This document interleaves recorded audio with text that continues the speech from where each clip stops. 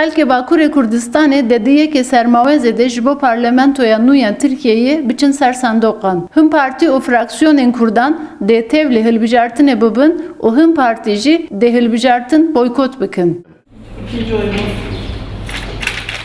Partiya Demokrata Kurdistanê ya Tirkiyeyê PDKT jî yek ji wan partiyanê ku biryara boykotê girtiye. Lewre rêveberên PDKT dibêjin ji bo Kurdan çûyîna parlamentoya Tirkiyeyê ne rewaye. Em dibêjin em xwestekê yanî talibê desthilatdariya Kurdistanê ne şertê îroyî da ne xwestekê rêvebirin û desthilatdariya Türkiye'de ne? Şartı îroyî da em xwe Meclisa Parlamentoya Türkiye'de em nabînin. Çünkü Kurd wek netewekî de aliyê hem devleta Türk ve û hem jî zagona wan yanî destûra wana bingehîn ve nayên naskirin.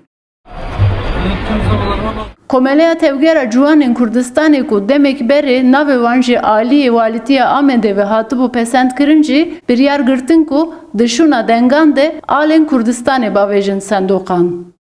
Em zanin yani Meclisa Türkiye'de her dem biryara qetilkirina Kurda derket, fermana kirkirina Kurda derket. İderke ji vê jî ji vawê da zî gelekî car îderke ve em ê herin lê em ê ala Kurdistanê em ê bikin sandoğa û em li ser ala Kurdistan erê lêx nekim em bikin sandoğa Türk.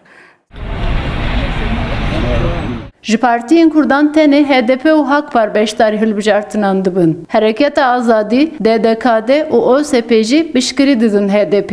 PAK û PDK Bakur jî hêj biryara xwe ya hilbijartinê nedane.